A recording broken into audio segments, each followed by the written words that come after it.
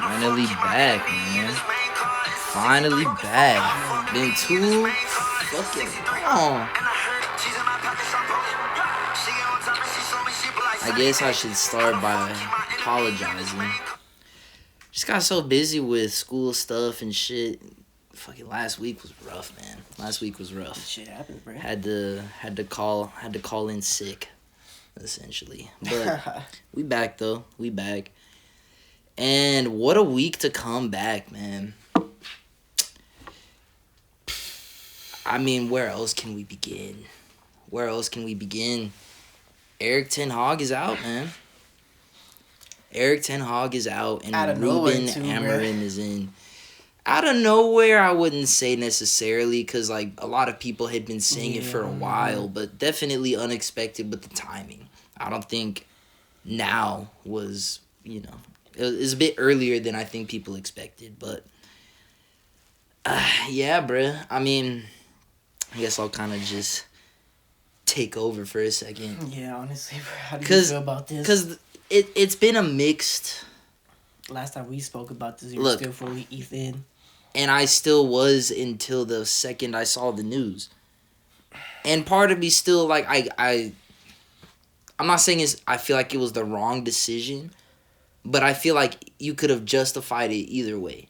And I would have understood if we would have stuck with them. I was still in the camp of sticking with them. I felt like there was still room for growth with Ten Hag. Yeah. However, the results being what they've been for so long, like, at a certain point, you just got to look at that shit and be like, bro, like, what are we doing, So, with how bad it was last season, like, we were really bad last season. And then how kind of bad it started this season, like, bro, what... I made all the excuses in the world for him, but at the end of the day, when it comes down to it, you either got to do it or you're not going to do it. You know what I mean? So it's just, it is what it is. It's an unfortunate situation for him as a manager. I think that he obviously had so many options coming out of Ajax, and he kind of took a chance coming to United, and it didn't really work out, and it's definitely tainted his reputation as a manager. I feel like the players kind of let him down to an extent, and that's something that happens like at the end of every cycle with the manager, which is really frustrating. Like, there's something with these players that, like, they just don't turn up the same. Like, we've already seen in the last couple games how much more aggressive they've looked on the ball. Actually, able to finish the ball. I feel like we've seen a lot more just effort in every area from the players, and it's like, bro, where the fuck was this shit like a month ago? So that's frustrating as a fan. And as someone who felt like Ten Hag wasn't, like, the core problem, seeing this shit, I'm worried that, like, we're about to restart the same fucking cycle with fucking Amorim. But at the same time, I'm trying to be optimistic because he seems like a really interesting manager. His tactics are really cool with Sporting. He's gotten really great production out of some players over there. They obviously just had a crazy-ass result today against Manchester City in the Champions League. And overall, like, I like that we went in a little bit more of an, I don't want to say unexpected direction, but, like, all the bigger names that we were linked with, we didn't just run to the first, big manager that's managed other big teams or some other shit. Like, we didn't go chasing none of that. Like, we went after someone who's, it seems like, has a real vision with how they want to play football, and hopefully we will kind of adapt with that with this new ownership structure that we've got. So I'm hoping that it's the start of, like, a new project that's really from the ground up built by Ineos and has, like, proper planning and structure, and we kind of can achieve goals over time and get to a place of being a more competitive team consistently. Because I think every United fan would agree that where we're at right now is not where we want to be. And so, yeah, like, is sacking the manager the answer? I guess we'll see. But there's still some pretty glaringly obvious issues in the team. Like, I feel like just looking at the Chelsea result over the weekend, like, I do think it was good getting a draw against a team like Chelsea, who's been one of the best teams in the Premier League so far this season. But still, we had chances where we could have won that game. Okay. And if we have more lethal players up front, I feel like... And you could say that about, like, Arsenal. Many teams in the Premier League kind of have that same issue where they play some good football and don't always finish the shit. It's just tough, bro. Like I feel like we're in a spot where some of the problems we have aren't necessarily fixable with better coaching. Some of the problems that we did have, yeah, hopefully we'll have some better defensive structure. Hopefully we're not as open in midfield, because that was one of the consistent problems with Ten Hag, and one of the things that I hoped Ugarte would solve. But that was kind of one of the things that did kind of start to turn me on Ten Hag a bit, was that the Ugarte signing hadn't looked good in the beginning. And I started to realize that I don't know if anyone besides like the very best number 6 players in the world can accomplish what Ten Hag wants out of this role, because he asks a lot of them in defense and progressing the ball forward. You have to be a really good player to do that.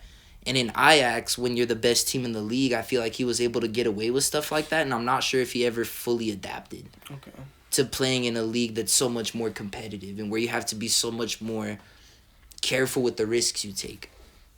And so, there was some issues like that where I felt like maybe Ten Hag could have done some things differently, and maybe we could have done some things differently, like actually really prioritizing Frankie de Jong and getting that deal done, because I think that could have changed everything.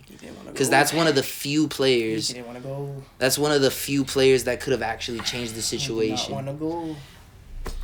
That's what the story seems to be, yeah. But I do feel like that had we been a bit more aggressive in that, I don't know if it would have been up to him. At the end of the day, you're an employee of the team you play for. And Barca are a club that's desperate financially. And I feel like there was something to be exploited there that we didn't fully exploit, which bums me out because he's a special player who's not being still like fully utilized by Barca, and would have really shined, I think, in the 6 in that Ten Hag system. But regardless, that's just one of the, again, like, that's one of those things that'll be debated. Like, you could go through every United manager post Fergie, and there's moments where like certain signings needed to be made to like fully invest in the tactical system that manager wanted to play, and we are always like halfway in, halfway out. Like, we'll give you something close to what you want, but not exactly, and expect you to kind of make something out of it. And some managers do better than others, but I'm hoping that'll be the Ineos difference, is that this Ruben Amorim guy comes in and tells the people in charge, hey, Jim Ratcliffe, these are the types of players I need if you want me to be successful. And they go out and get not close to those types of players, kind of those types of players, but those types of players specifically. And like really enable him to succeed. So I think it's a lot of it is just that Ten Hag was still dealing with the final ages of the Glazers, in my opinion. Like, bro, he came into a fucking shit show. Everything post Ole and then Rangnick and shit. Like, the Manchester United he came into was an absolute fucking mess. And it's kind of like that now. But I would say much better off than we were when he took over. Like, there's not nearly as much drama. We're still not as good on the pitch, but there's not these constant stories coming out. Like, I think he made us a more... Ronaldo. Exactly. Even Rashford has not been in the headlines as much recently. We don't have the Sancho shit floating over us anymore. Like, there was a lot of shit going on. I feel like Ten Hag, you have to give him credit that he's made the club more disciplined, because that was one of the things he was very big on. Like, one of the first big early stories that happened, I think his first preseason tournament, we were in Australia. This is like the weird shit that I'll be remembering about the club. We were in Australia for our preseason tournament, and Garnacho, it was his first time with the first team on a preseason tournament. He showed up late to a meeting. And he got fucking benched for the game that he was supposed to play in. Like, he was supposed to be playing, and he didn't. And it was like a big thing because like previously under managers like Ole and shit probably would have maybe gotten let slide because Garnacho's such a hyped up young talent and the fans really wanted to see him, and so like fuck it, we'll just let him play regardless. And that was one of those moments that showed like, oh, he's really gonna be disciplined, he's gonna be different. Something similar happened with Rashford not long after that. Like, he had done this type of shit to show that he wanted to be a more just, I keep saying discipline, but I feel like that's the word. Like, just trying to keep everyone kind of locked in together. And that was a serious problem. Like, a lot of players have talked about how, again, players like Pogba and shit would be turning up late to training and everything and shit like that. Like, I'm pretty sure none of that was happening under Ten Hag. And that's the reason why Sancho never lasted, because he didn't want to get onto that level, being disciplined and everything like that with the team. And so we said, fuck it, bro. Go play for Chelsea and shit. Have fun. So I guess I go on this little rant, say all this to say, like, I think a lot of people are going to look back in hindsight and say that Ten Hag was a failure, Ten Hag was trash, Ten Hag was this and that. If we end up being successful under Amorim, a lot of that is going to be due to the changes that Ten Hag made to the club first and foremost. Like, he took us from a place of just so much chaos and kind of brought it together, and would be willing to take the shit from the media himself. Like, he would go out and make these crazy statements and so many times you see a Fabrizio Romano post of him saying, well, I win trophies, I do this, I'm a success. Like, he would always put the pressure on himself and never the players, and I always thought that was on purpose. Like, he tried to remove the because he knows what it is being a Manchester United player. So let me not say, oh, Rashford has to do better, fucking Onana has to do better, Maguire, Casemiro, whoever it is. He would always put it back on himself and say, I'm a great manager, I'm an elite manager, I win trophies, I do this, I do that. And yeah, people would roast him for it because our results weren't looking good. But you know who they're not roasting? Our players. And so I feel like he was willing to put himself in front of the media and make himself like the shield for the rest of the team. And I always respected him for that shit. And so there was a lot of things that he did that I was always a big fan of. And that's why ultimately I'm going to always say I'm a fan of Ten Hag. I hope he's successful wherever else he goes. I'm not going to be one of those fans that's like dogging on the fool for whatever else going forward. I hope he's successful. But I also, at the same time, like I said, I could understand the fact of, like, bro, we're just not successful enough right now. And sometimes just change is necessary. And he wasn't the guy that was brought in by Ineos. We have a totally new ownership structure. So it makes sense that they would want to do something that's under their vision. And I'm hoping that that's what we do. I mean, I'm not even sure when he's going to be showing up. That's one thing I haven't had the time to even look into. When will Amorim start? He just left his last game today for the Champions. That was the last one? Mm-hmm. Got it. Let's see. So he'll be joining on Monday, November 11th. Got it. So I think we have one more game coming up this weekend. A couple more games, actually. So we've got our Europa League game this Thursday, and then we've got a game against Leicester this weekend in the Prem. And those will be the last games that Van Nistelrooy will be the manager for. And then he will take over before. That makes sense because it looks like there's an international break in there. He will be first game in charge against Ipswich later this month. I mean, honestly, good timing in the sense that he's got a good run of games. He's got Ipswich, Bodo Glimt in Europa League, and then Everton in the league before getting to Arsenal. But, like, that's a game that even if we lose, no one will get that upset at him because probably no one expects us to beat Arsenal realistically. And then he's got Nottingham Forest. Like, really the rest of this year, we don't have too many brutal-ass fixtures. We have Manchester City mid-December, Tottenham right after that.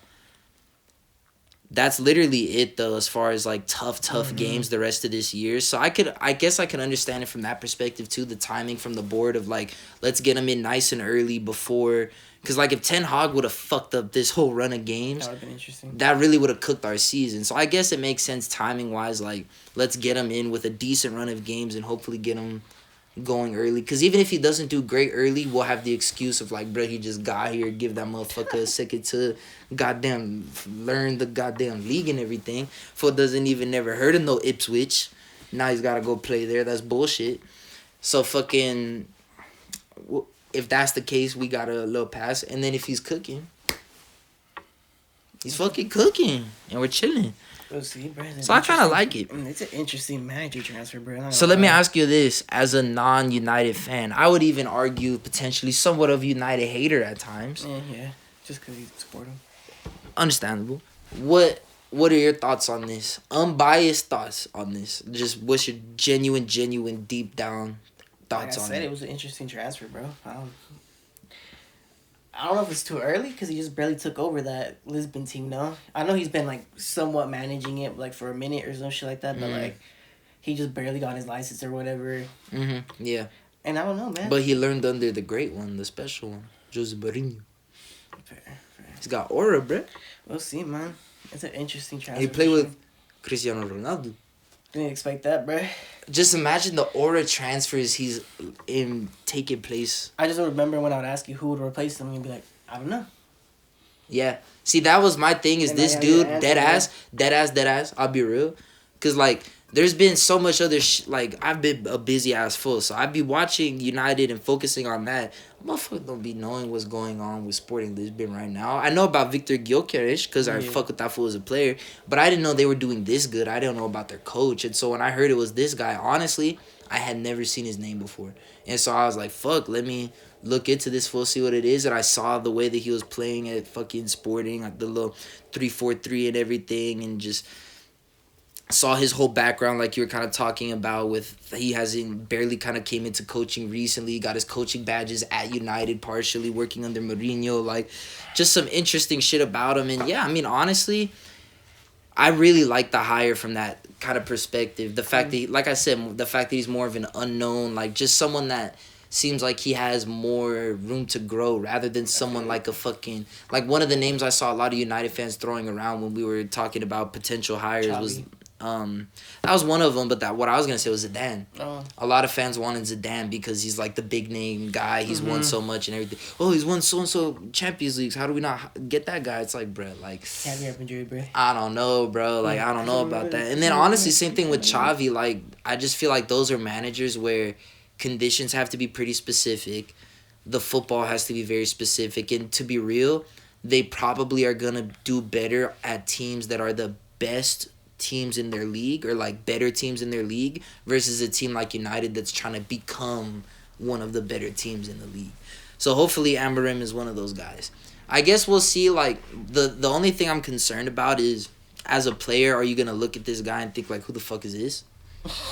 For real, like I feel like that is that's part of the reason why these big name managers get jobs a lot of times, is because they know the players will respect them a little bit more. Listen to them when they first come in the door, and if shit goes well, you continue to have that respect. But then it could always go fucking south. Which is of course, yes, but it's different. I feel like when you're coming in as more of an unknown manager, you have to kind of earn that respect off the rip. And it's like you said, if it goes bad, you never even get that respect in the first place. At least when you're a known manager, you kind of come in ahead of the game a little bit as far as the players respecting you. You know what I mean?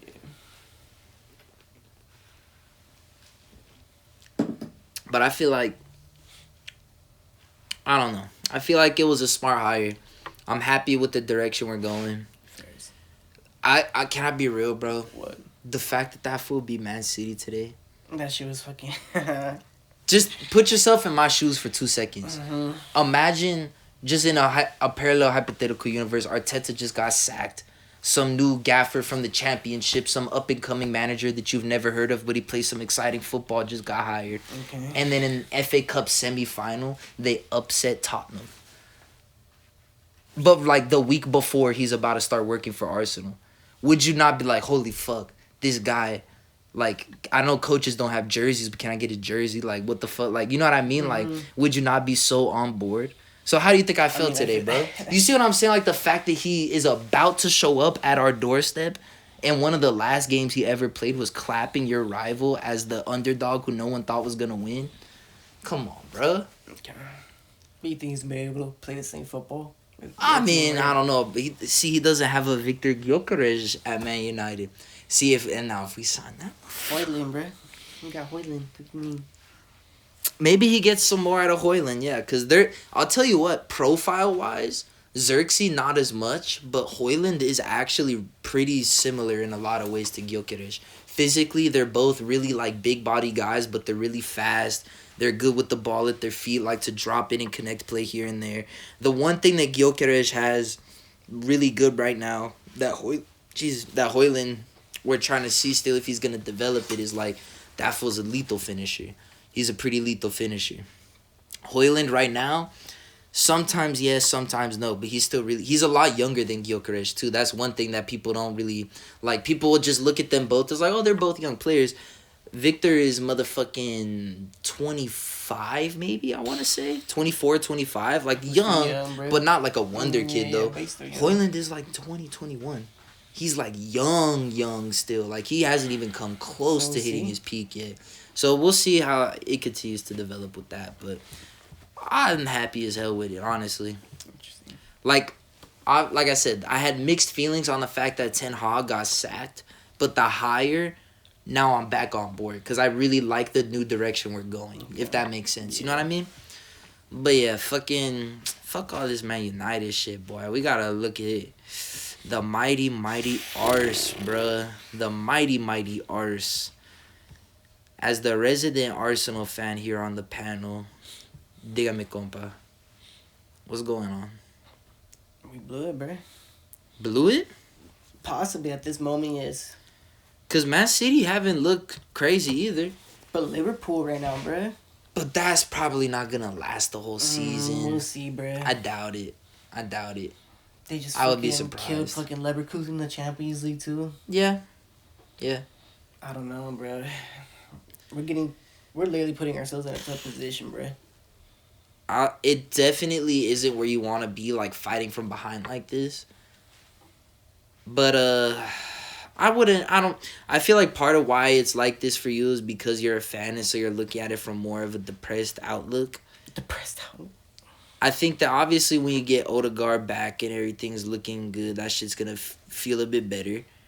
I mean, Arteta needs that Champions League win tomorrow, bro. Because I don't know, bro. That is, we were going to get to that. That is going to be a big game. I'm not going to lie, when I looked at it, I was like, oof, that's a boring-ass game. No disrespect. But, like, nah, bro, no disrespect. Just two defensive-ass teams, though. Wow. Two defensive-ass teams. I don't know what's going to happen. Wow. Might should be the best game. I hope so, but shit. It's just rough, bro. Like, y'all really don't have an attack. We don't. That's fucking shitty, bro. That's shitty. I feel like there's been so many seasons now. How many years now have Arsenal been saying, bro, we need a striker?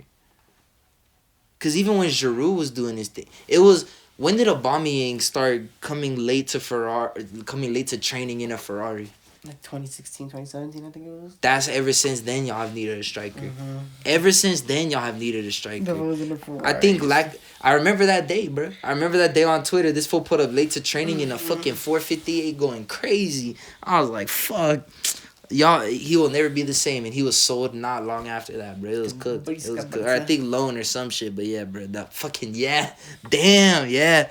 Wow. What a time. But fucking Aubameyang had a hell of a time. Ever since then, bro. Because for a minute, if you guys right now had prime Aubameyang, not even prime, just like Arsenal prime Aubameyang, because Dortmund prime Aubameyang, well, that was a different team. Yeah. But Arsenal prime Aubameyang was scoring like right around 20 goals a season. He was a really good striker.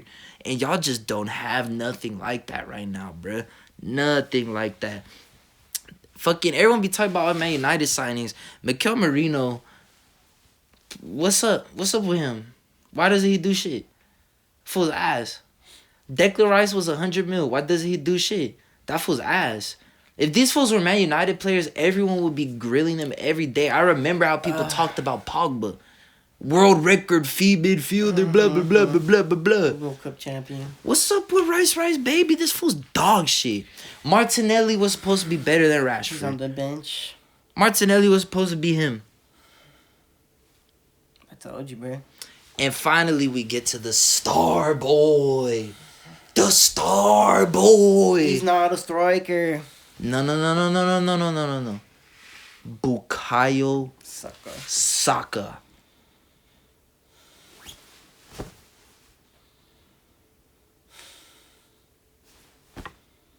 Right now, I would rather have Cole Palmer Chippy Chip. Chippy Chip, bro. Right now, I would rather have Phil Foden. Right now, I would rather have Garnacho. I don't know about that one. Let's talk numbers, bruv.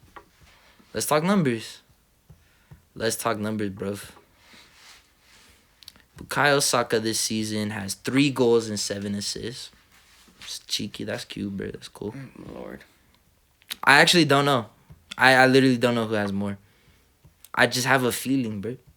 On some Black Eyed Peas shit. 2 goals, 1 assist. Yeah. But he's only motherfucking 20. This for Saka, 23. In 3 years, I guarantee you Garnacho's putting up better numbers than this. I really thought he had more than that. Really? It's because he has more in cups and shit. That was trash, bro. Where's all comps?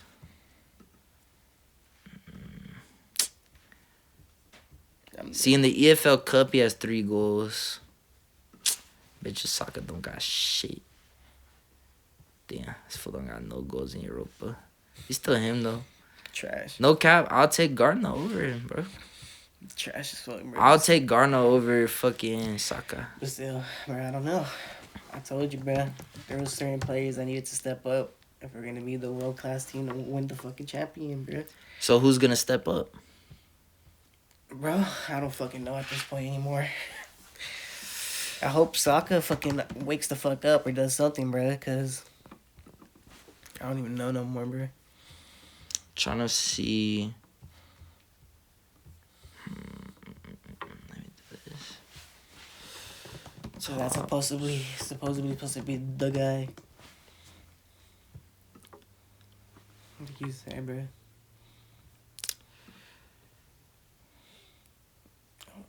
No, this is not showing me right. Let's see. Let's show 24-25 season. That's tough, bro. That's tough. See, I for the viewers out there, I know I just went silent a little bit. I'm looking up the top scorers in the Premier League. And there's so many guys that I feel like Arsenal could have looked at so many times. Like, Brian Mbeumo's been talked about getting a transfer for a long time. Nicholas Jackson was right there for a transfer. Chelsea snapped him up. Welbeck was an Arsenal player. He was an Arsenal player. And he would be starting for you guys right now. It's insane to me. Ollie Watkins was right there. He's been right there this whole time. No one... That's a lot of money. I just don't know, man. John Duran was a signing for Villa recently. I just don't understand how none of these guys have ever crossed your guys' path on the transfers and like, I don't know, man. And then like I was complaining about it during the summer when Tony got his move to fucking Saudi Arabia and Osimhen went to Turkey, and it's like, bro, these are all players that would start for Arsenal right now. What the fuck are y'all doing? And I get it, like, oh, we don't want to overpay. Do you want to win? Because at the end of the day, I guess you have to ask yourselves that question. Like, yes, okay, you don't want to overpay for a bunch of players that aren't that good, but do you want to win games? Do you want to win trophies? Or do you want to be a smart club financially? Because that's cool too, I guess, but it's not going to get you very far with winning shit. So, yeah, bro. Like, we see fucking got a loan, Sterling. I guess it's just been disappointing from that perspective. Like, instead of doing something else, bro, with the fucking money. Yeah, and how's that going? Yeah. But I don't want to make you fucking cry right now. Let's go ahead and talk about a team that's doing a little better that I know is going to make you happy. Dun, dun, dun, Visca Barça, Visca Catalonia. Visca Barça, Visca Catalonia, bro. How are we feeling, bro? Y'all are passing some big tests. That's how I've been saying it. Y'all have passed a lot of the big early tests. Me, bro. Like I told you, I hope I was wrong, bro. Bayern, I'm excited about him, bro. The Bayern game and the Real Madrid game back to back was some crazy shit. Having to come up against that. And to walk away from that on aggregate 8-1 up against both teams is pretty fucking impressive.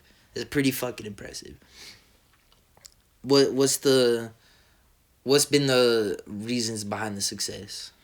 Rafinha's cooking, bro. I don't know what the fuck made him start fucking cooking, but I feel like... You know what made him start cooking. All the hate, bro. Thought was doing that Neymar shit. You see all that shit last week, bro. Goddamn, bro. But no, bro. Olsen, of course, Lamine Yamal. Fucking, I don't know what the fuck to even say about that phone. At this point, bro, what is he gonna be in 3 years, bro? Is my big question, bro. Once he's like hitting his fucking 2021, bro. If he's doing this good, a Premier League player? Nah, couldn't you fucking tripping, bro? You wish, bro. Nah. That's a fat dude. Because trash, bro. No one doesn't even play, bro. No one doesn't even play, bro. Alright, bet. We'll see. But no, I don't know why I feel like maybe like a PSG. Who? No, fuck all, nah. Mm. I'd just be surprised if he was a lifer. I think he is. Okay. I think he is. I don't know if that's I don't know if that's a thing in football period anymore because of the money in the sport. And B, especially with how money's fucked up at y'all club, when his contract renewal comes up eventually and it's like we can only pay you X amount and then there's other teams that are like, we'll pay you 5 times that amount. Yeah. When Papa Yamal walks in with he's like, bro, I need the new fucking belts and shit. Man. We'll see though. We'll see. I'm just saying we'll see. He's gonna build a legacy at Barca, bro. No. The only thing that's worrisome is, of course, Lewandowski, but he's still performing right now at the moment. See, can I just ask you, so just one more on Yamal. Would you have thought the same thing about Neymar at one point? Be honest with me right now. Would you have genuinely thought the same? Okay. Oh, yeah. And you but now let me ask you one more follow-up. Well, just one more follow-up. One more follow-up. Player, though. Because this one, I think he's a little bit more similar. We all thought the same thing about Messi, huh? That's just a financial situation, bro. What did I just say? I'm not saying it's going to be on some oh fuck Barca shit. I'm just saying money's money, bro. Money's money. Y'all don't got that. It's cold world, I man. think that's going to be the guy we're going to try to keep, bro. Okay. Sorry, go continue. You were talking about Lewa. Oh, but yeah, bro. We'll see, bro. It's interesting. He's still performing really fucking good out of his fucking mind, honestly. Can I ask you about someone? Who? Kubarasi. Because I've seen a lot of hype for that guy. That was fucking cooking, bro. Where'd he come? Is he La Masia or? Mm-hmm. Okay. He's fucking from the youth academy and shit, bro. And what's his? What are we expecting? Bro, he's like 17, bro. That was fucking. He just crazy, came out of nowhere. Bro. Was he bro. like known in the fan base? Was he like talked about before the season, or did he just kind of come out of nowhere? He just kind of came, bro. Damn, bro. Well, I mean, him and Inigo Martinez surprisingly fucking cooking with the offside trap, bro. I'll tell you what, that shit's... Alright, that is one thing I'm happy you reminded me about that, because I've been wanting to say that on here, because I wanted to make sure this is public. Okay. I do think at some point there's an embarrassingly bad big-time L coming down the pipe, because it's just going to take one manager and one team to figure out how to beat it, because it's worked so far. But it's super aggressive. Yeah. It's super aggressive. Like, if one player mistimes a step, or if one team figures out how to, like, fake out a run and make some shit work, dude, it's going to be fucking problems. Because it's a very aggressively high line, and they're stepping forwards on top of that. So if you get a player with the timing in behind, we're talking one-on-one and then we got goal. the cigarette smoking Chesney, bro. That's what I'm saying. So... part of me thinks, and maybe not anytime super soon, because there's not any teams on here within the next, like, few weeks. No one the rest of this month. Honestly, from the looks of it, no one really the rest of this year except maybe Dortmund or Atleti or something that's going to actually give y'all serious problems. Unless, of course, one of these teams just randomly shows up one day and surprises us. Of course, that's always possible. I just feel like at some point, maybe even in like towards the knockout stages of the Champions League or something, yeah. I just worry that at some point it's all going to go really wrong, and it's the nature of Barca fans. Hansi will never be like respected again because he's already had to build like you didn't really know how you feel about it. A lot of fans I feel like didn't know how they felt about it because he wasn't Spanish, he wasn't from La Liga, he hadn't had the best career thus far. He had some success, but I just feel like as soon as one of those bad results comes, it could get really tough for that motherfucker. It was really huge that y'all got Madrid at a point where they're at really poor form and you guys are on really great form. For him to really win that first El Clasico like significantly was fucking huge. Fucking huge. So credit to that fool, bro. Credit to that fool. I try to be fair with this shit. Credit to that fool. He fucking really gave himself some time to kind of, all right, let me cook a little bit now, y'all. Like, y'all see what the fuck I'm on. Let me cook a little bit. So, honestly, who the fuck knows, bro? Like, dead ass, if he can get through this season without having one of those super embarrassing results like I'm talking about and can improve the quality of that back line, because I do think this tactic can be something that can work for y'all. I think what you would want and I hate to point straight to your rivals, but if you look at a center back pairing like a Rudiger and Militao, where they're so athletic, where like even if you get into a bit of trouble, you can count on one of them recovering. Yeah. Kubarasi maybe, Martinez I don't think so. He's been doing decent. Good so far, but he's 37. I feel like if that's what I'm saying. I feel like if y'all go out there and prioritize, and maybe when Araujo comes back, to be fair, I think he'll thrive in a system like this. So I think a strong center back partner for Araujo, and then just someone who's covered if he has another injury or something like that, because you don't want to be relying on one player. I think that this could, who knows? Like I'm starting to potentially see the vision, but at the same time, I do hold my reservations still. I do hold my reservations. And I'm sorry, bro, but there's no way Loa can stay at this form all season. At that fool, I do not. I am a hater of that fool. I don't know why, but I just don't see it anymore. Obviously, Prime Loa was Prime Loa. But it's kind of blowing my mind how well he's doing so far. And I just still feel like it's just a purple patch. There's just something in my heart that's telling me that. And I'll admit it on camera and say that, and if a motherfucker is wrong, I'll come back onto this same camera in this same seat. You've been wrong so far. And I'll say my bad. You've been wrong so just far. Like I've been saying my bad this whole time. You've been wrong so far, Fuck yeah, I have been wrong so far. My bad. My bad. But fucking, we'll see, bro. We'll see. That's all I'm saying is we'll see. Same shit with your mom shit, bro. Talking too much shit, bro.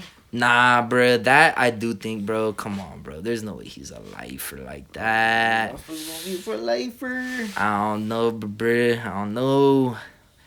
How are we feeling about the Champions League today? Sporting versus City. Awesome. Amazing. Awesome. Beautiful. I love football. I love this game. Madrid versus Milan. Amazing. Holy shit. That was hilarious. AC Milan with the comeback. That was hilarious as fuck, bro. Like, I honestly, in facts, they're kind of, Serie A's low-key a dogfight right now. So it's crazy that they're able to come into Europe and still show a little bit of quality going through all this shit. Pulisic, I wanted a banger on election day. We'll take an assist. We'll take an assist. Fucking Morata scoring against his former club. Hilarious as always. Came out of nowhere. And bruh, honestly, I'm gonna have to just another kind of, not necessarily a my bad, but like a low-key damn I've been wrong so far is, bruh, Mbappe. And I know you have been hating on it from the jump because you're a Barca fan, so that's understandable. But as just more of a neutral observer of La Liga, I honestly am stunned. I'm honestly stunned. I thought it was going to be I thought it was going to dominate. I thought he was going to go crazy, bro. I really am so surprised. It's the issue of trying to fit Bellingham, Vinicius, and all of them, bro. It is a lot. It is a lot. I almost think that you might have to pull Rodrigo and just do like Vinny, Mbappe, Bellingham as like the front three. That's what they did today. And it's still, I saw that's what they tried today and it still didn't really work out. I think that should be it going forward and see if you can find the balance there. But that's just tough, bro. You might have to try and find a different way to play Bellingham, like not as advanced as Ancelotti liked using him last season. Because last season he was kind of used there as like out of necessity because they didn't really have a lot of attacking options, and so Bellingham became that attacking option. But now you have that attacking option, and so I feel like he needs to go a bit back more to kind of what we saw at Dortmund, where he was a bit more box to box, kind of playing traditional 8 type of football. Having Bellingham as the 10, kind of free roaming, when Vinny and Mbappe are both already free roaming forwards. It's hard to get the ball forward, bro. I guess it's either one of those things where it's either got to click for him eventually. They miss a Cruz, bro. Or it's not. Yeah, someone to just kind of control it and find them in space, but yeah, and I guess that is one of the problems too, is the players that they've been signing from a midfield perspective to replace Modric and Cruz have not been like super creative, except for someone like Bellingham. That's why I feel like he needs to just that to me is something I'd like to see, is them playing Bellingham a bit deeper, and then just Vinny and Mbappe as their only attackers. Bellingham in the midfield with like Valverde, some guys that could run a bit more, Camavinga or Tchouameni. Ancelotti's probably still gonna play Rodrigo though, knowing him. See, Ancelotti, I don't know if this is the team for him anymore. Because now the vibes ball worked when you had so many guys that were just like such hard workers, and you just needed to get a few guys on the pitch to kind of unlock their creativity. But now you got so much motherfuckers that want to get saucy with it. I feel like you need the goals, they want the Ballon d'Or, a manager who's like a little more structured in their tactics to kind of keep everyone more structured. And so, bro, I don't know, bro. I'm low-key... This Real Madrid shit is crazy. They're kind of ass.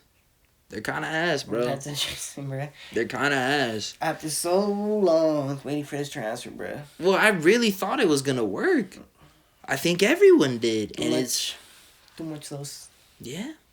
It's too much sauce, bro. Anyone wants to get saucy, bro? I don't know, man. It's been a wild season for Real Madrid so far. Their fans must be feeling fucking crazy because how the fuck did we sign Mbappe and get worse? How the fuck we sign Mbappe and get worse? That's what I'm saying. We need a striker. We can't use Mbappe right now. Crazy, bro. Oh, that's crazy to me. Lower his value. That is just crazy to me. What? I wanted to look ahead to some of the games later this week real quick. We got Barca versus Red Star. I'm pretty sure you guys should take care of business there. Like I said, Inter versus Arsenal. I'm expecting to be a bit of a snooze fest potentially, but we'll see.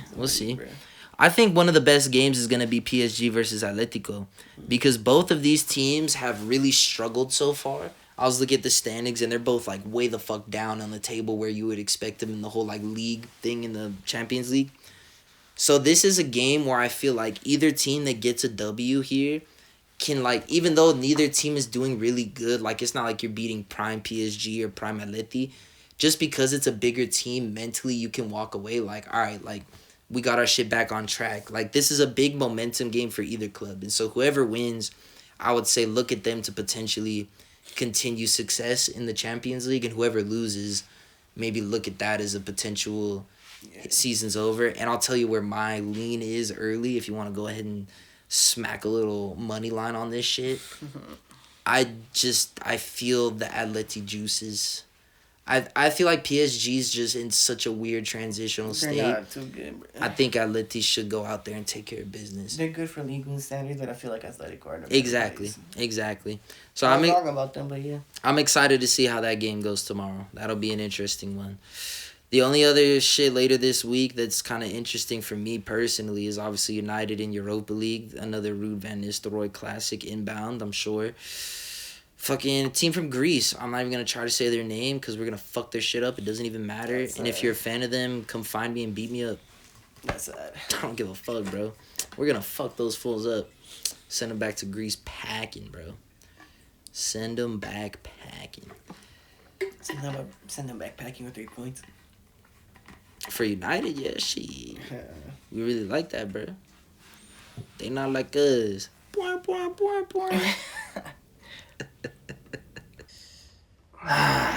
Well,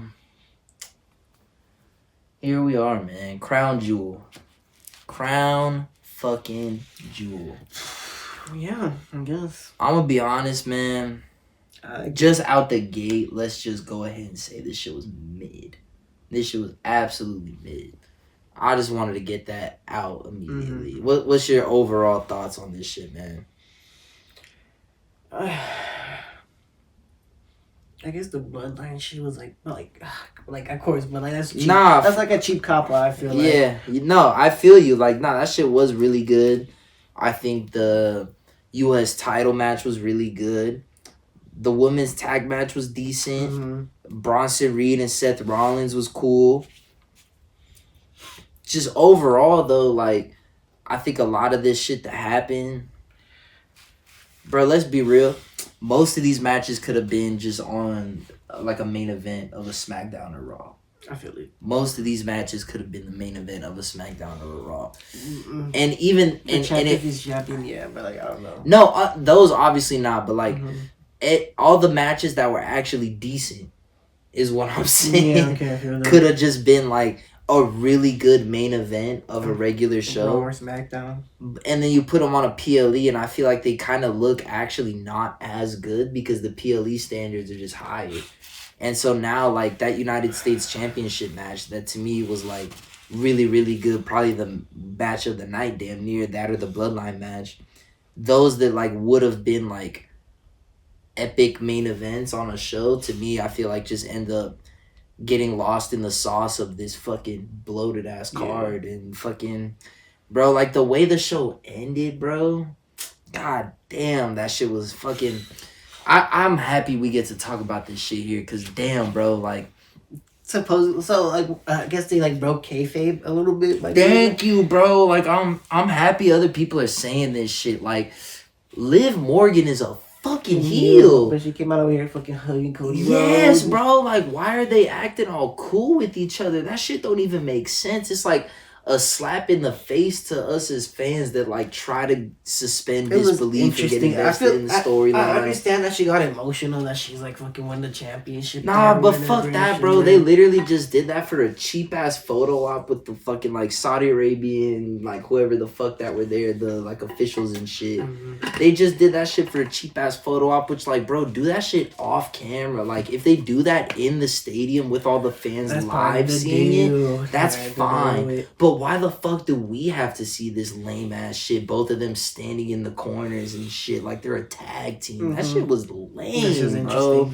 That shit literally, I was looking at my fucking screen as I was watching that shit. It was like the shit with the Messi World Cup when he put the fucking veil on him. I was literally saying ew as I was watching that shit, bro. I don't know, like, it's like bad to say, but like, I don't know. No, I feel you, bro. It's like fucking every Monday night Raw. No. Friday night SmackDown, they come out talking about politics Hold or some on. shit. You just stumbled onto a good point. Because you said why. I'll tell you exactly why. Because this is what sports washing is. Mm-hmm. And I know that we don't like to get into some of these uncomfortable conversations sometimes, but let's just be fucking honest. The whole reason why these events happen in Saudi Arabia or why the World Cup happened in Qatar is because these nations that, historically speaking, don't have the best like public outlook from people in other countries because their governments have done pretty fucked up shit to their people and fucked up shit around the world. They're trying to clean up their image. And so they do these big sporting events, these big events, and they pull out their officials and make sure that they get that photo op of Messi with the Qatari officials and everything, or Cody and Liv with the fucking Saudi people, because they want to make sure that they project that image of like, peace. We're on the global stage with everyone. Yes, we're playing nice. We're different now, even though their governments don't necessarily change. And so that's what it is, bro. And that to me is what upset me, is like, I already try my best, like, because as people could probably tell from this rant, I'm not the biggest fan of these events that take place in these countries where their governments are so blatantly trying to cover up for shit that, like, there's no history of wrestling here, there's no history of soccer, football here, but you're forcing these events to happen here through your financial power just so you can try and make yourself a player on the cultural global stage. I try my best to like ignore that shit, because at the end of the day, who am I, right? I'm just some fucking dude sitting over here in California. I have no power in these things. And so like the business deal happened. Me watching or not watching isn't going to have like the biggest impact on it, because I already feel how I feel about the whole sports washing shit. It's not going to change my opinion. And so I'm not going to not watch wrestling or not watch the World Cup just because that shit's happening over there.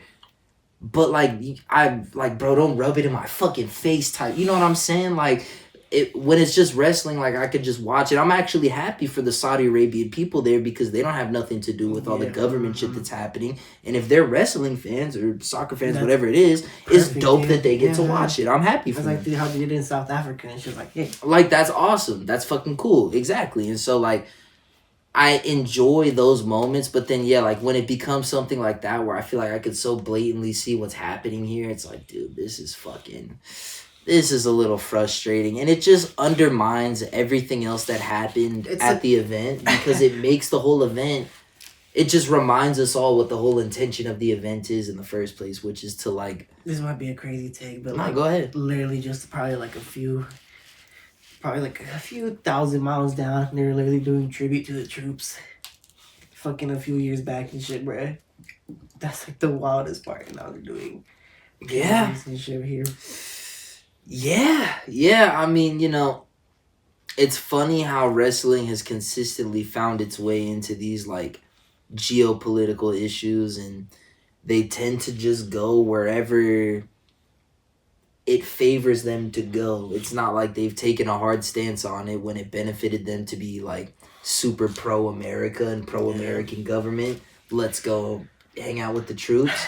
And when it benefits us more to be pro Saudi Arabia and pro Middle East, we're gonna go fuck with them over there. Yeah, I mean, it's not surprising, man. It's the way of the world. Wherever the money and power is, that's where people are gonna go. I mean, yeah, you make a good point. I mean, this is the same company that for how many years was having their superstar American boy Hulk Hogan go up against the scary foreign heel.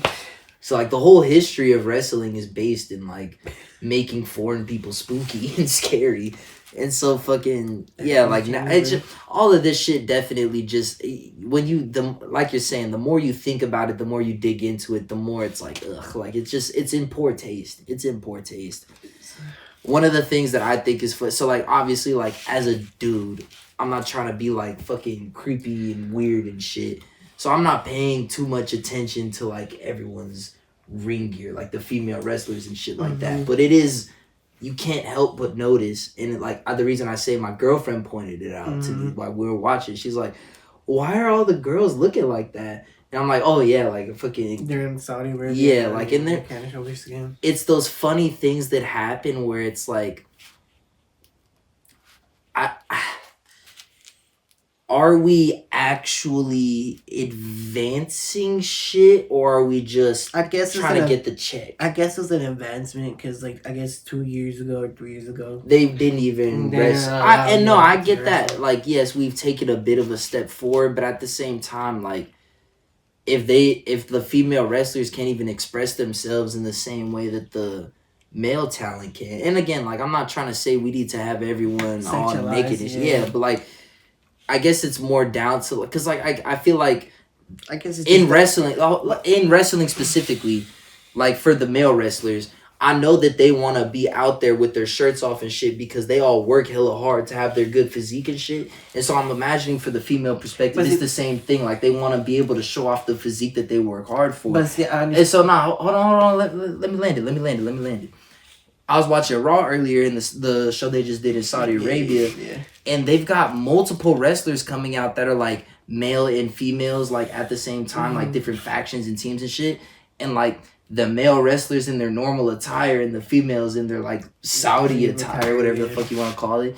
And I guess it's just like, damn, bro, like we fought so hard in this country specifically for like equality for everyone to be able to like do whatever they want and express themselves however they feel. And like, again, it's just, I understand that we want to respect other people's cultures and shit like that. I get that. I do get that. I hear it. It's like but this is my thing.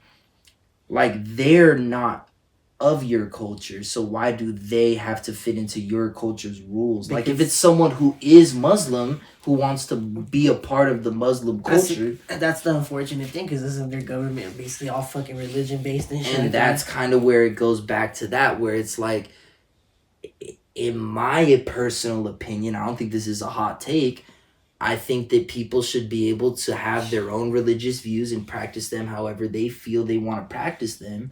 But you shouldn't be able to force your religious views and those practices onto other people who don't necessarily feel the same way.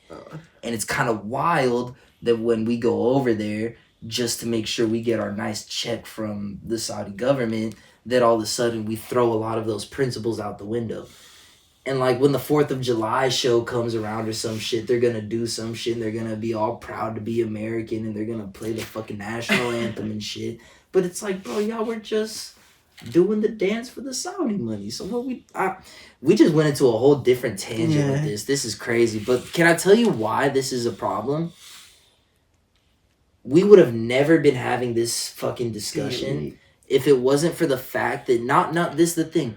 When they put out a PLE in a country like Saudi Arabia with all this controversy around it, and then they make the show ass. Because when the shows were good, we're not sitting here talking about political shit having to do with Saudi Arabia. We're talking about, damn, that show was good. There was all this other blah, blah, blah that happened. It was interesting. The matches the fact that they chose specifically to lock all 4 significant, like, major championships from both the men's and women's side of the roster and just lock them up competition in a meaningless match. I feel that one. It just absolutely cooked the PLE from the jump. Everything else was just trying to add stakes. Bro, get the fuck they got a ring. Like, it's just something that's never going to have any sort of storytelling significance going forward. The entire build up to this PLE was wasted because there was no real storylines that got to progress. And everything just got confusing at the end because it was like, okay. Everything got completely confusing. Coming out of it, we're left in this weird spot. Like, I don't know if you saw the promo on Raw from Gunther where Ludwig Kaiser was trying to talk and say... And that was like turning, kind of fucking face or whatever. And he like cut him off, and was like, oh... And it's not even him turning face. See, that's the problem. It sounds like he's turning face, but he's just trying to legitimize the match that they had to make the crown jewel championship thing seem more legit. Especially since there's the Saudi Arabia and shit. But it's really, like, yeah, exactly. It's just so empty and, like, it just is against Gunther's character. It's not what he should be doing, should be saying, should be acting. Uncomfortable a little bit. It was just fucking ridiculous, bro. Like, they're just making a mockery out of, like... I don't know, bro. Like, it's hard. Like, at the end of the day, it's all fucking wrestling. So I try not to get, like, I'm not going to get fucking, like, actually upset. Like, it's not like in my day-to-day life I'm angry about this shit. Sounds like you are. But, hey, man, look. It's hard not to feel a little like, bro, like, come the fuck on. Like, I watch these shows every week. I watch these PLEs. I get invested into these storylines. I fucking love wrestling.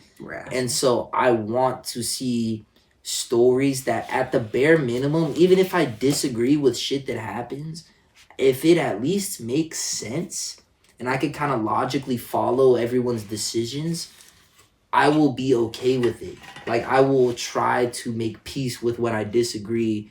And I think that's the most enjoyable wrestling, is when shit makes sense and you can understand different perspectives. Like, the Bloodline storyline's a perfect example of that. Everything, the whole conflict that's going on with Sami Zayn and the Usos, like, I could genuinely see both sides of where they're coming from. And it makes it a more interesting storyline because I don't know which side I'm fully on, and I'm curious to see how it progresses. This just had none of that shit. Like, I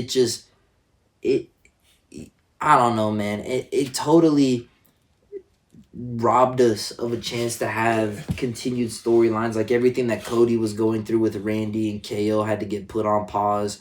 Gunther's got like a half dozen dudes on Raw right now that could potentially be coming for the World Heavyweight Championship, and none of that could be addressed.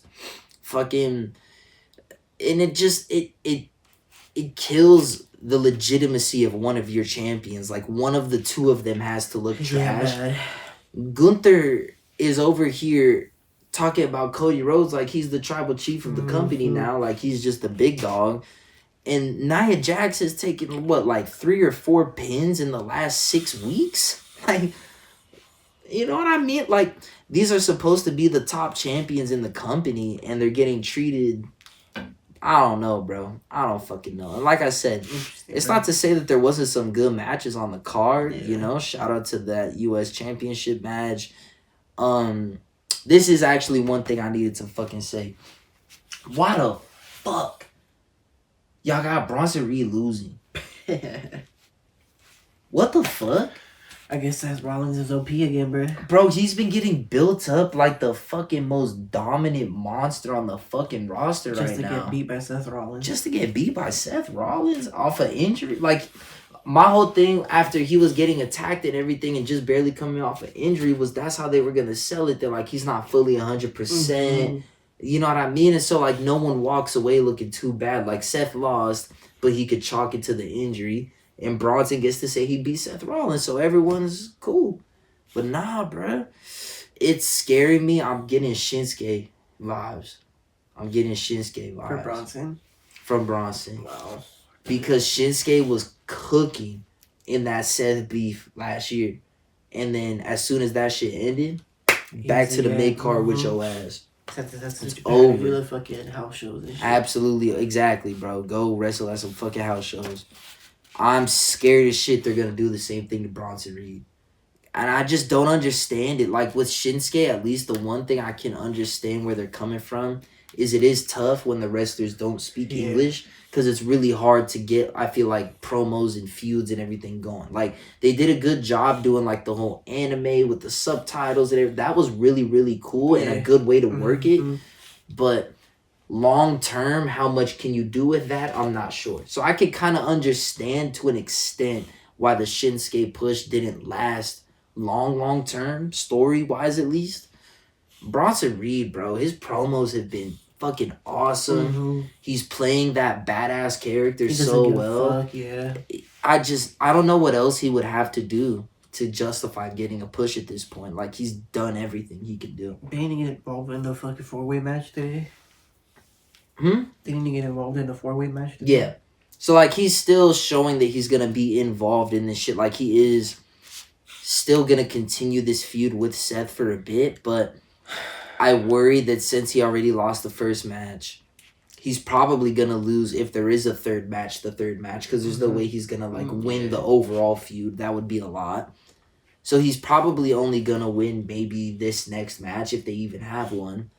I just feel like, I don't know, man. Like, having him come out the first, like, big main event match that he's had, not obviously it wasn't the main event, but match against a main eventer caliber, I just feel like it would have been really huge for his momentum to give him that win.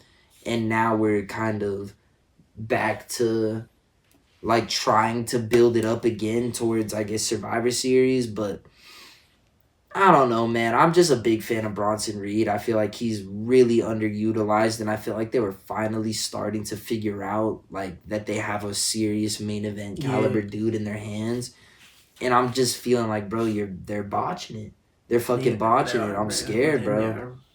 He's a fucking dog, bro. Like, he's so good in the ring. He's good on the mic. And I think he'll improve on the mic if you give him more time and actually, like, more of a character and more feuds to work with. Like, it's hard when the only promo material they give you to work with is, like, you're really scary and shit. You know what I mean? Like, if he actually had more people he was up against consistently and more of kind of his own character backstory to kind of build off of, I feel like there'd be something there. I don't know, man. I was just, like, looking through this match list right here, and, like, that I remembered was one of the ones that did kind of really piss me off. Like, it was still a really entertaining match overall, but just why the fuck is Bronson Reed not winning here? I can't understand. Like, this is how... I've mentioned this before, too. This is not the first time I've said this. When I'm trying to do my predictions and, like, think about how I'm looking at these matches, I ask myself one question. It's always real simple. Who benefits more? And I look at both perspectives. And this one's real fucking easy. Bronson Reed benefits a whole fucking lot from beating Seth freaking Rollins. A whole lot. He becomes all of a sudden potentially a main event guy for the long term. Seth Rollins has done everything. He's won belts. He's been around the block. Mr. Money in the fucking Bank. The Shield. Fucking all the Roman feud. He's a legend. He's a living legend of wrestling already. What the fuck does beating Bronson Reed add to that for real? Nothing. Absolutely nothing. His revenge. Get the fuck, bro.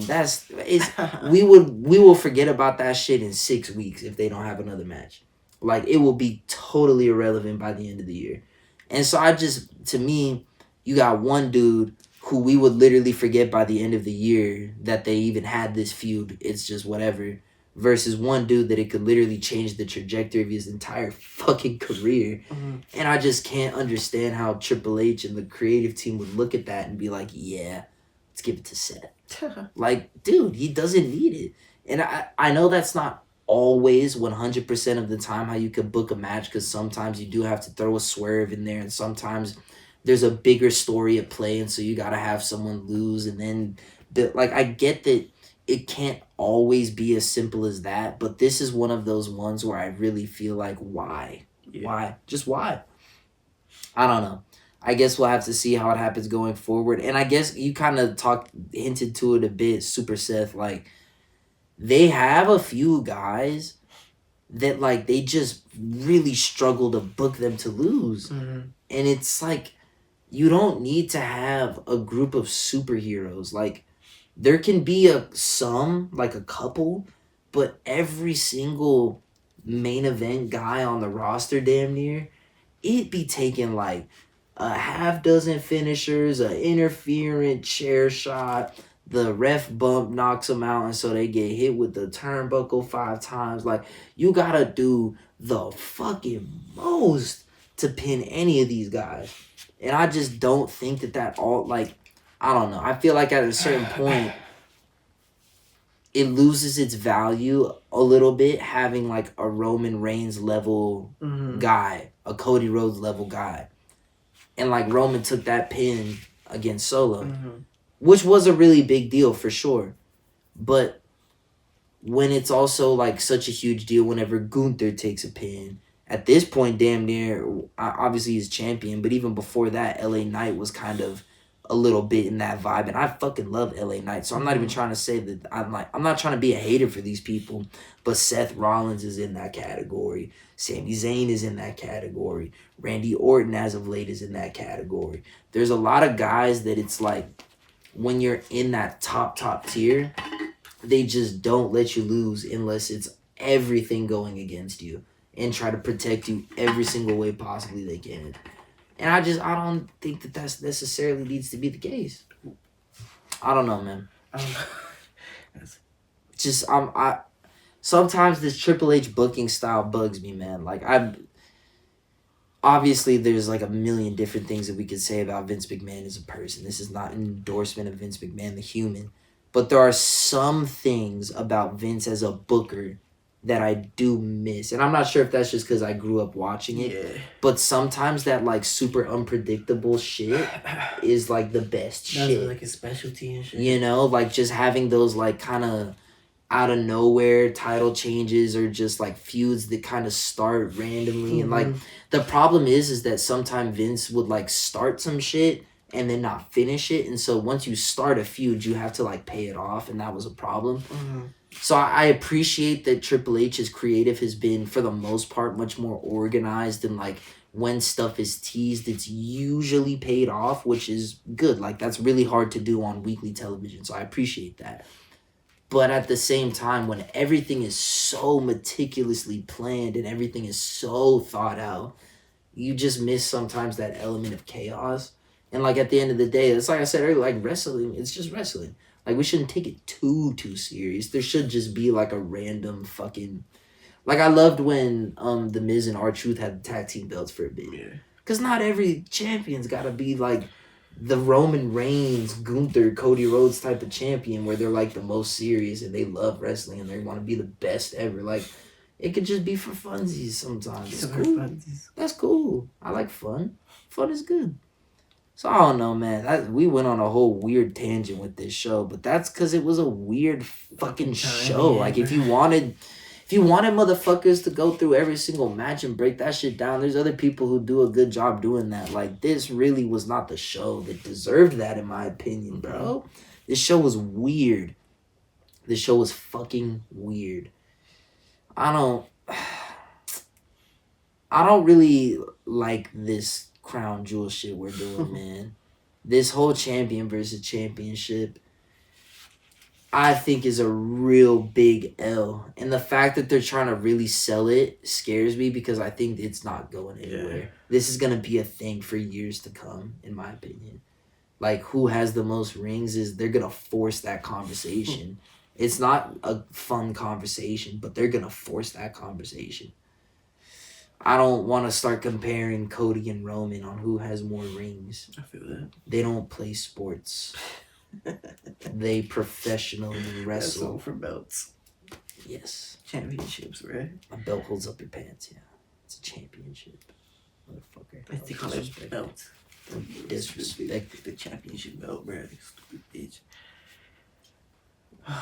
Fucking crazy rant, bro. So let me ask you, just so we could end on somewhat of a more positive note. How are we feeling about the Bloodline match? Because to me, as much as the United States Championship match was the best professional wrestling match, technically speaking, by far, the storyline wise, the Bloodline match stole the show. Was interesting. And I'm a sucker for the stories. I think people will come to realize that the more they hang out here. As much as we love some good old fashioned graps, I'm here for the fucking soap operas. I'm a fucking chismoso. I want the tea. I want the tea. And so how did we feel about the Bloodline match? Because there was a whole lot of goddamn drama in that shit, brother. That shit was ridiculous. Bro. How do we feel about the finish? Let's start there, because that was fucking awesome. The Solo Sikoa shit. Him in the middle of the ring, surrounded by everyone. I loved that moment. That was so fun. So fun. Because I really did think they got me. They totally fooled me. I'm sitting there thinking he's about to get his ass pummeled by everyone. I thought everyone was about to come in there. We were going to get Uzi with it. It was going to be great. And then, nah, bro. Yeah, straight to Rome and to the big dog, bro. I mean, shit. See, bro, that's interesting. I'm definitely excited to see what goes down on SmackDown this week. I think that Sammy got some splaining to do. But I also think the Bloodline got some splaining to do because they low-key been shading that fool when, honestly, he had a reason to be upset back in the day. And, like, everyone else got forgiven for turning their back on everyone else, but for some reason they still hold that shit against Sammy hard as fuck. It's like, bro, everyone else fucked each other over. It really brought Sami Zayn back, bro.